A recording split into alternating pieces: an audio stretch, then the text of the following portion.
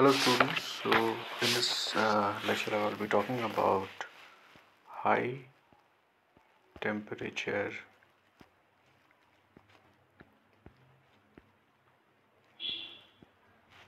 superconductors or high critical temperature superconductors.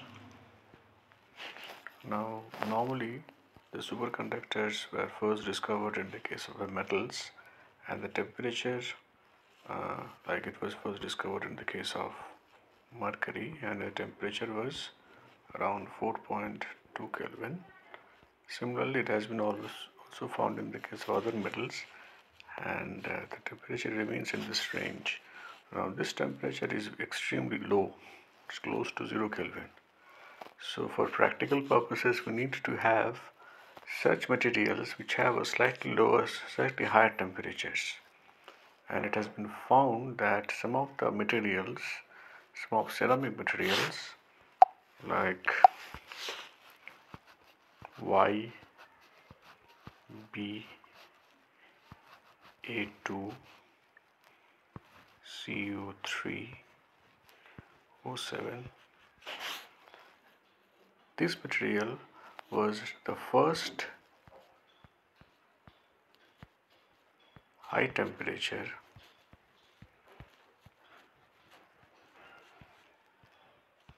superconductor.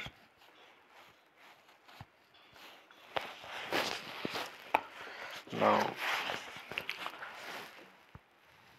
these materials are easier to make,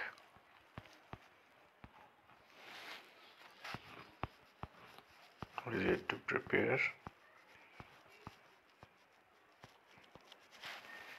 both in bulk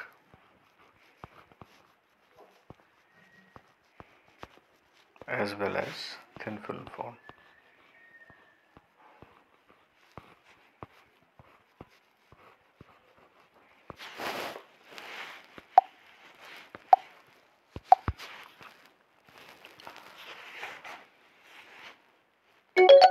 Now variation of the class of oxygen deficient perovskites involving, so this Y, it's also called YbCO in short. Now these are a class of oxygen deficient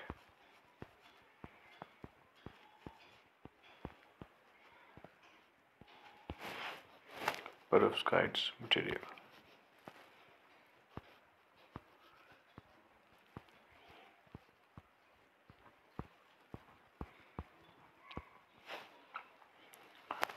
And perovskites means those materials which have the formula AbOx.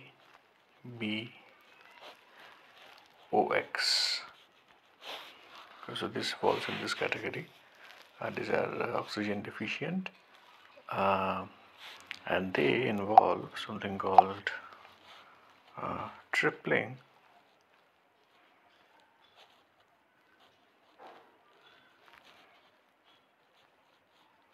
of unit cells.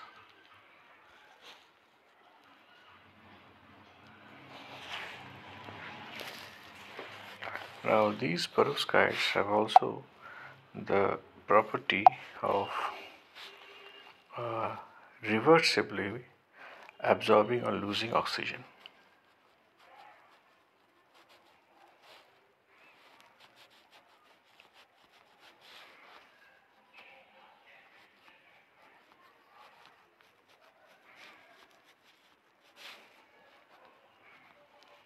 Lose oxygen.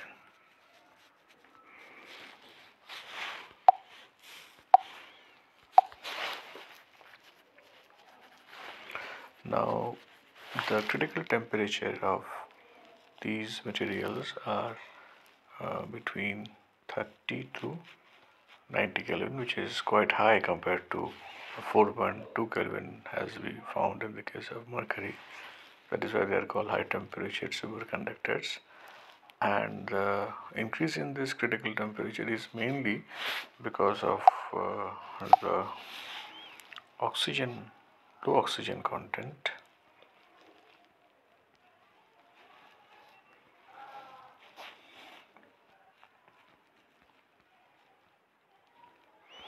which is between 6.3 to 7 atoms per cell. Now these materials, if you look into the structure, there are 3 lattice constants, A, B and C. So A and C, these lattice constants, so look at it, these are the lattice constants. So there is a decrease in the value of A and C lattice constant, whereas there is another lattice constant B, there is increase in value, increase in the size of this lattice constant. So why this is important? Because the current flow in this material is mainly around this copper and oxygen bond, and this copper and oxygen bond are related to this B axis. So that is why if we increase the B axis, so that causes a hampering of the that affects this copper, the current flow through the axis.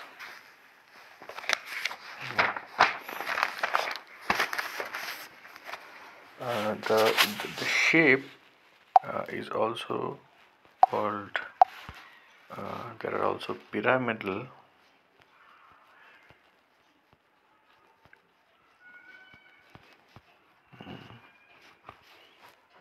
CO2 sheets. It is made up of pyramidal CO2 sheets, and these sheets are perpendicular to the C axis, and it shows that these materials are also layered materials.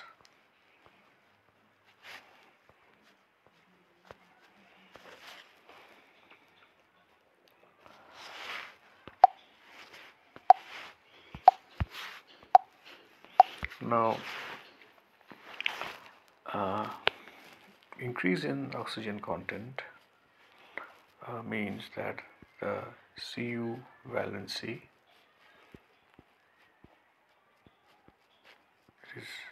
it has come down, and the CuO bond length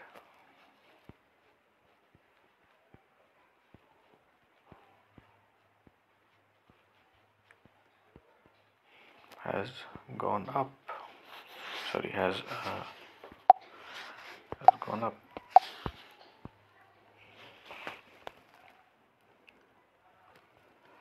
Now, since copper is an essential ingredient in high temperature superconductors, essential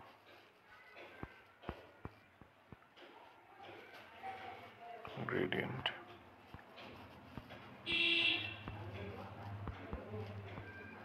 in high temperature superconductors, so that implies that its valence state and nature of bonding influence the superconducting property. So the valence state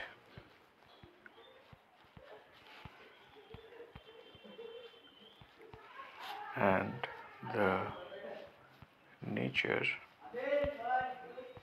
of bonding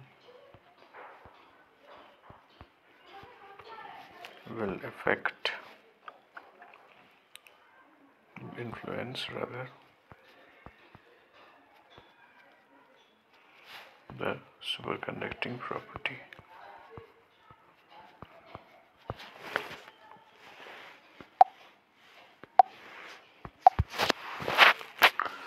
the loss of oxygen.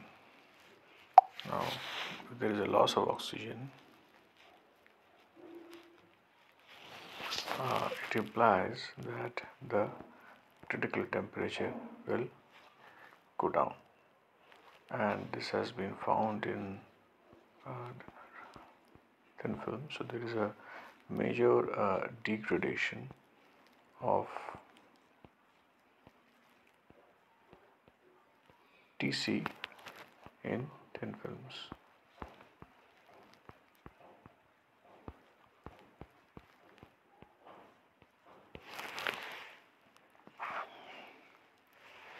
Because oxygen stoichiometry is this is the reason is because an oxygen stoichiometry of close to 7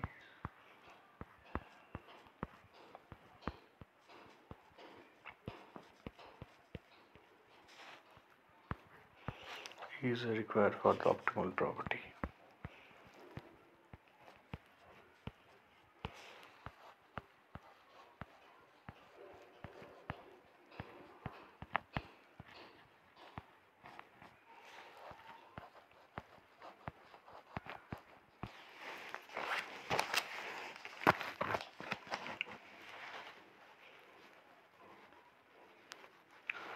Now, as we have said that there is an increase in bond length, so increase in CuO bond length causes increase in electron cloud density. So it will. So since there are so whenever there is a bond, say Cu and O bond are there is a joint together, there is covalent bonding. So we increase the bond length, so the electron cloud density will go down.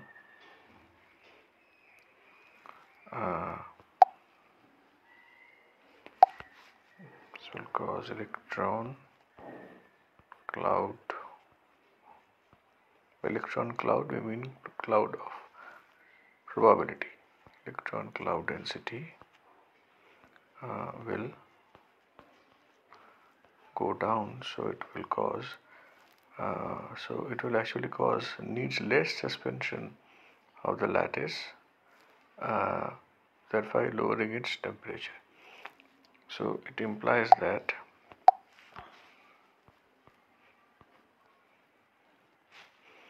less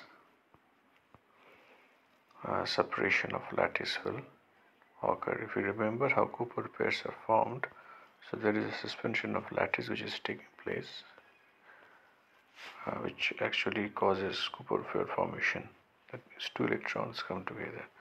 So a decrease in electron cloud density will mean that the separation of lattice is less, or lattice vibrations will less, and it will actually lead to a decrease in Tc.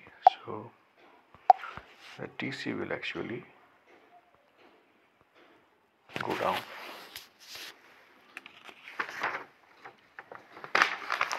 Now, during the deposition of films, when we're talking about high temperature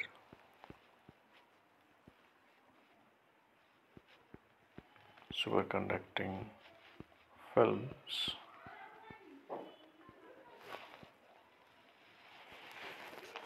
if there is evaporation or sputtering, films can be deposited either by evaporation. Mainly, these are the very two techniques by which PVD, physical vapor deposition of the films take place. So these are the evaporation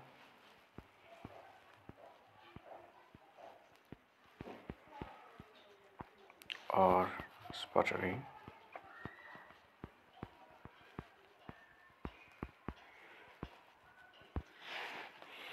So it will cause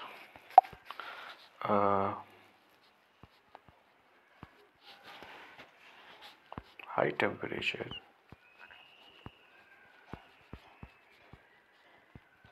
that means between 850 to 950 degree centigrade. Oxidation is required.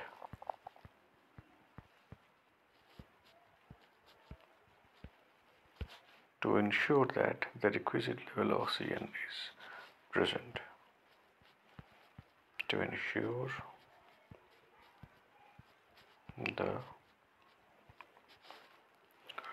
requisite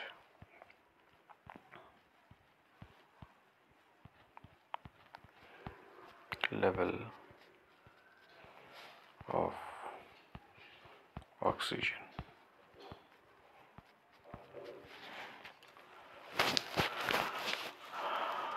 So to eliminate this high temperature, and what we do, an alternative like in situ growth methods.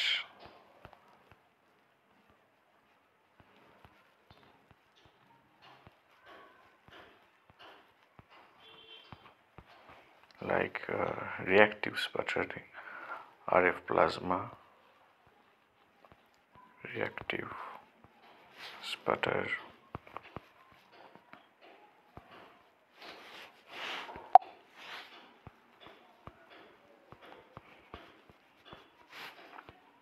RF plasma,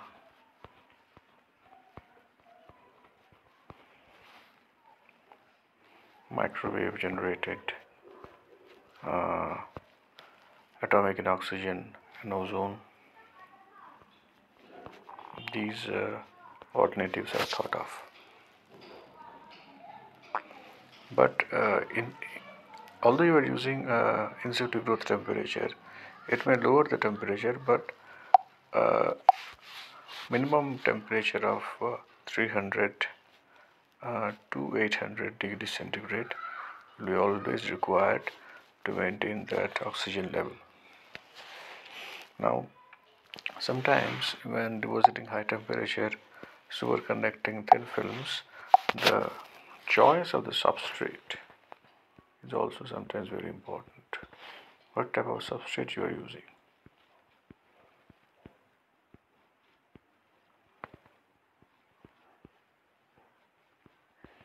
Choice of substrate. It should be resistant to high temperature exposure.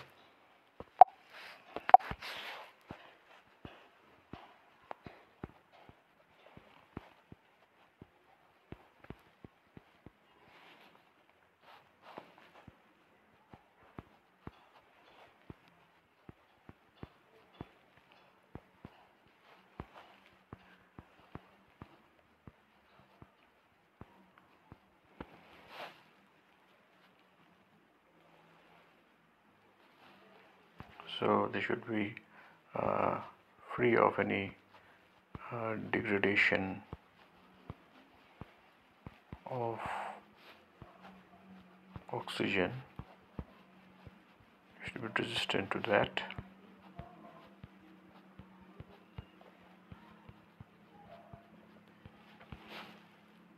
And it should also have some interdiffusion reaction resistance.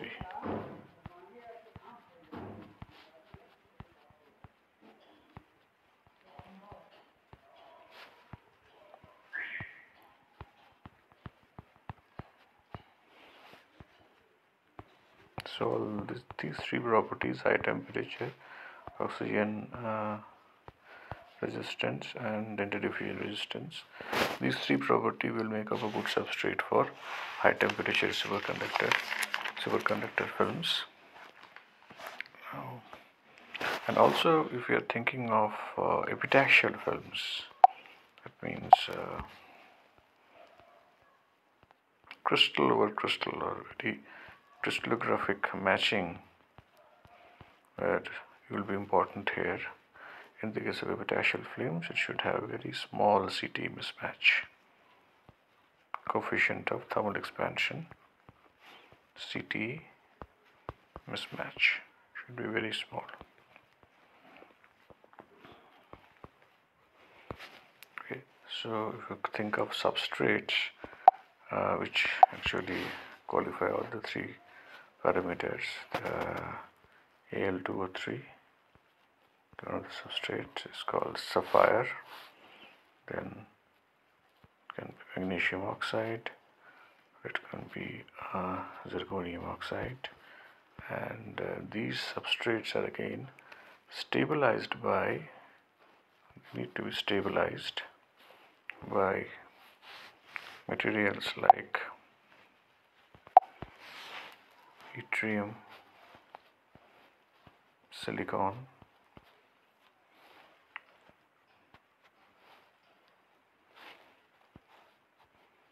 lanthanum, gallium oxide,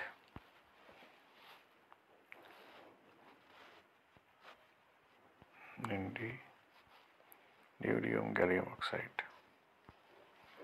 So some rare earth metals are also considered, and also strontium, titanium oxide. So these materials are actually applied to these substrates to make them satisfy these three properties.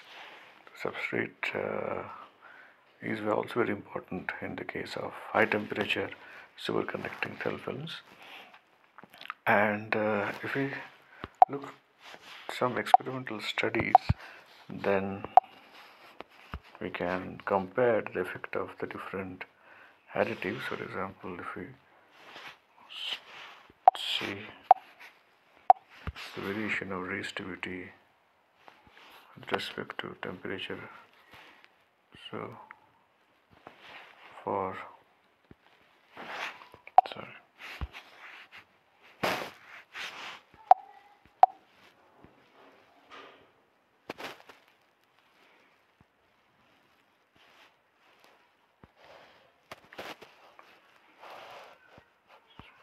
50, so between 50 and 100 Kelvin we get the superconductivity, although the final TC is same, but the additives play a different role. For example, the initial curve is for lanthanum gallium oxide addition, the second one is for neodymium gallium oxide addition, and the third one is for strontium titanium oxide addition, and this lot is in fact for YBA2 CO3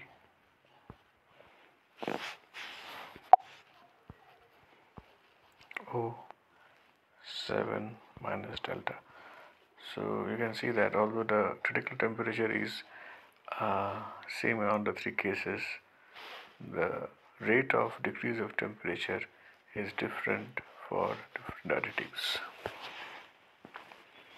Similarly, if you look into the different types of film deposition techniques, then also you will find small difference. For example, for the same material,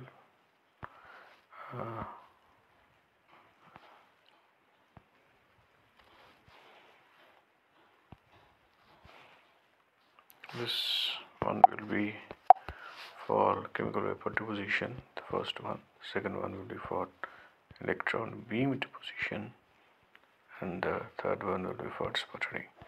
So here also you can see that there is very small variation in the final TC, but however the rate of decrease of resistances will depend upon which type of method you are using for the film deposition. And this is again is for a combination of YBA CO additive and LA, which has been added with LaGO3, lanthanum GO3 additive.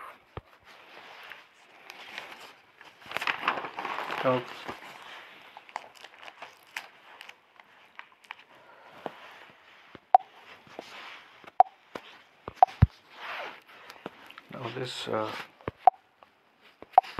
superconductor transitions are as small as 0.5 Kelvin. I mean, the difference between the different methods of the different additives, they actually cause a very slight difference in TC.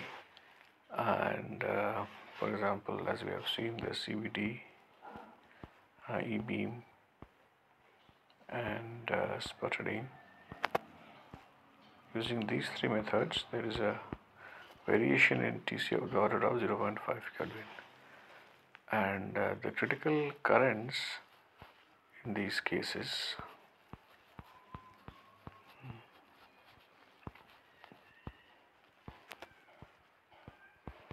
is greater than 10 to the power 6 amperes per centimeter square critical current density.